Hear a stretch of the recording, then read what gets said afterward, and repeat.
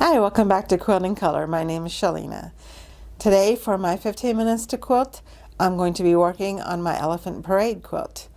I hope you get a chance to sew along with me so you can enter to win prizes.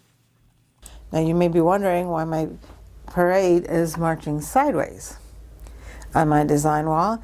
That's because the width does not fit this way on the design wall, and so I turn them to the side so I can make sure that I could check the width of the blocks to make sure that they will fit properly. So this is a pattern by Lorna Mahon from So Fresh Quilts, and I decided to add some extra blocks to my quilt, and so now I need to adapt my pattern to make sure that all the blocks fit. So I have been able to make sure that all of the height of the blocks themselves are the same size.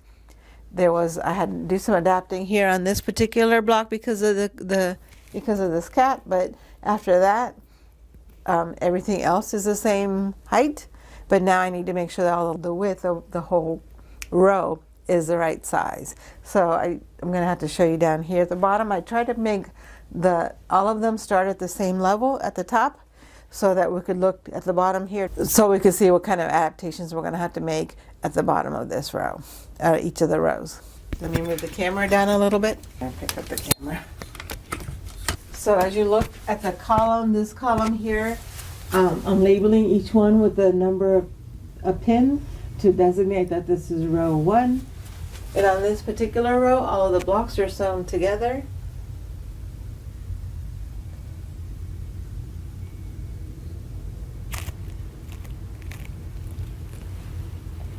And maybe you can see here that this row is just slightly longer than this one, and that's fine. I can just add a little, it looks like I could probably just add a small little strip to make this the same size. Let me show you this row.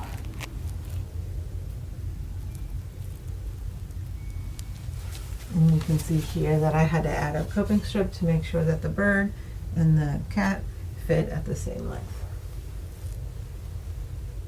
Okay, and it's got 2 pins to show that that is row number 2. Now we have row number 3. And technically I should have put it in the other direction because row number 1 would be on the top, but that's fine. Right now technically I should have put row number 1 on the other side of the design wall because it's at the top, but right now my concern is just making all of the rows the same size, so it's not a problem that it's not in the right order. And this one here you can see is significantly longer than the second row and the first row, but I don't think it's big enough to actually I don't feel like there's enough spacing there that makes me feel like I need to add another block.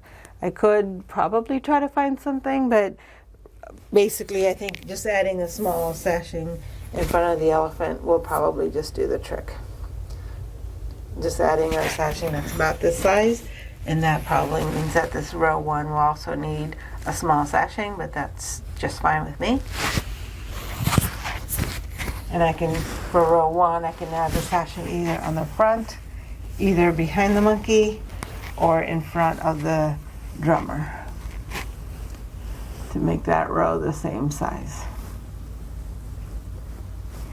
Or both. I could probably do both. I could probably even do both. Okay, so let's look at row 3. Row 3 starts at the same spot.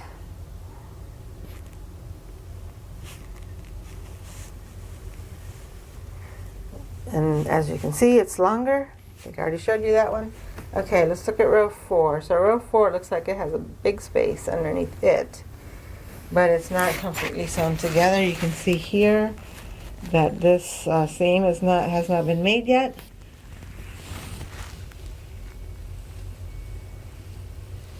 And you can see here that this is row 4. So I'm going to go ahead and sew this seam and work on the first 3 rows, and once that's sewn, this seam is sewn, then I can press it and see what needs to be done. but it does look like there is room at the bottom here for more when you compare it to the elephant row, that there is space left here. One option that I do have is here in the middle where I'm sewing. The reason I kind of left it open is that if I feel it necessary, I can actually make this sashing longer, a bit wider. And if I do that, then it won't be so obvious that I'm making adjustments to the corners, and it'll actually be more seamless that I'm making the row wider. It won't be so obvious that I'm making the row wider if I make one of these sashing strips longer, like a bigger size. And in fact, you can see that this sashing is bigger than the other one, so it is possible that I was making that attempt already, or maybe I need to do some more adjusting there. And maybe I can do both. Maybe put a little extra space here, maybe another extra space in front of the elephant, and that together might do the trick. Down here. Okay, so the next row, here's our elephant. You can see the big space between the two that needs to be adjusted. And then over here, there's a big space between this elephant row and the dancing people row. So here, to me, it looks like there's actually enough room to add, possibly there's enough room to add a whole nother block. So we have the people dancing. I think part of it is the fact that I didn't have a sashing between these people, maybe. And then there's the elephant. This row also has seams that have not been sewn together. The one between the elephant and the giraffe, and also the one between the tiger and that elephant has not been sewn together yet. And there's no sashing in front of the elephant, so I could do that. And it's possible that I could just fix it with sashing. I could add a sashing here. I could add another sashing in front of the tiger. There's no sashing between these two animals here, between the giraffe. There's no sashing between the giraffe and the elephant, so that probably is part of the reason why they are not the right size. But again, this is something that I can adjust the width of the sashing to make the blocks fit, and the fact that the sashing are not exactly the same size, to me, adds to the nice elephant look, though, because elephants are not going to be walking in straight rows. So the fact that these don't line up in the same spot, that the animals don't all stop in the same spot, but it doesn't look like a block quilt like that, that all the blocks are not, all the sashing don't line up with each other, actually makes me feel good about this quilt. I don't want them to all line up in the same spot. So for today, I'm going to first of all sew this. I've cut a sashing for this section here, so I can add these. This one I can probably just add, this row I can just put together.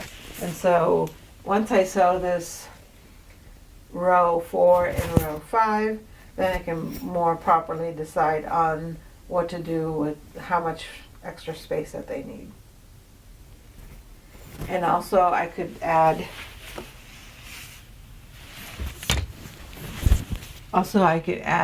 some sashing here in rows 1 and 2, because it looks like row 3 is going to be our decision maker on how wide this quilt is going to be. I could, if I wanted to make it smaller, I could reduce the size of some of the sashing in this row, but I think I'm just going to leave all of this the way it is. Okay, so let's get started. I must have made another mistake with the camera. Maybe I pressed off instead of stop recording. After I sewed the blocks together, I cut the sashing that's going to go between the rows. I just sewed them end to end because one length is not enough for each row.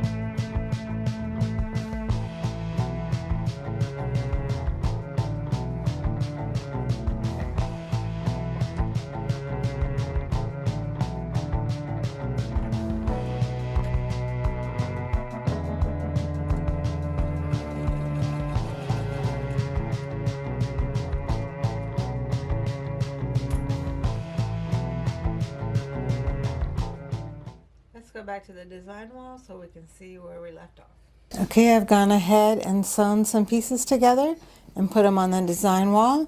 This time I put the first row on the right side so that you could see the way it's going to look in person. Yeah, except it'll be rotated so that you can see all of the figures in proper order. I think I've done a pretty good job of adding extra sashing and joining the pieces together, so that now I still need to see what else I need to add. I think the first 3 rows are pretty close to being done. I still might add another sashing, say behind the monkey and behind one of the elephants, and behind the monkey on the first row, behind one of the elephants in the second row. And then there's still a whole bunch of room that I could add something in the the fourth and fifth rows. I'm not quite sure right now what I could add. I know that Lorna had a flower on hers, but I think I need like a tall animal, or a person. I'll have to think about what to do there. And then also I sewed some sashing together that I sewed together to go between the rows. So I'll turn the camera over so you can get a better look at what the quilt is going to look like. I still just need to work on, I'll probably just add another sashing for the first 2 rows, but the third and the last 2 rows need something else to help them. And because I knew that it looked like it needed something else, I didn't sew this last piece between the zebra and the fox. Let me pick up the camera and show you what we have. Okay, so we'll have the drummers on the first row, the elephant, the mayor, the elephant and the monkey, and they look like a pretty good length here. But if I add, say, another sashing behind the monkey, I think that'll make sure that'll cover for any differences in the last part in that first row. In the second row, I added the sashing in front of the elephant. And then we have the elephant, the cougar, the bird, and the other elephant. And again, it's close, but maybe I could use another little sashing strip or something. I guess I could have measured first, but I needed to press everything first anyway. I could just add another little sashing strip at the front of this to make sure that everything will fit. This next row has the big elephant, the small elephant, it needs an eye, the frog, the dancing lady, I call her the twirler, the elephant, the 2 baby elephants. And then the next row is the turtle, the big elephant, the zebra, the fox, and again I still need to sew those together. I did add the sashing there to give it some extra space, but I don't think that's enough, because I think it may just be a better idea to add a character or something in that area. And then the baby elephant, you can see there's still room there. There's still a gap over here that's missing something to fit the other elephant. And then we have the dancing couple at the bottom, and that too is short of that big elephant. There's the elephant, the giraffe, the tiger, and the elephant. This tiger is actually the giraffe is going the wrong way on this row. I had expected to put it in the top row, and maybe I can still do that. We'll have to see what to do about that. I didn't really care that much that it was going the opposite way, because it's the last of the row and it kind of adds a whimsical look that the end of the parade always has some chaos because people are tired of waiting and they just don't care anymore. So we'll see. Okay, so there's the elephant parade. That's what it looks like so far, and I'll still have to add the sashing in between the rows, and I still need to work on getting all of the rows the same length. I made some progress on that today. So I am happy with my progress, but I know that there's a lot more to go. And I hope that you were able to get a lot done in your 15 minutes to quilt today. Don't forget that you can enter for a drawing to win a book that I wrote, especially for quilters. And it's very easy for you to enter. There's two ways. One is that if you worked for 15 minutes today, just leave a note in the comment to tell me what you worked on today. You also get an entry in the drawing just for watching this video. And to enter for that drawing, just let me know in the comments something that happened in the video today. I'll put links here and in the description box below if you missed the last video, so you can make sure you don't miss that. You can still enter for that drawing as well if you missed that yesterday. I'll draw the winners on January 1. It's really inspiring for me to be able to see them, and I thank you so much for sharing those with us so we can all see what you're up to and we can all get some encouragement and motivation to continue on with our 15 minutes to quilt journey. Thank you for watching. I appreciate all of your support, and we'll see you in the next video.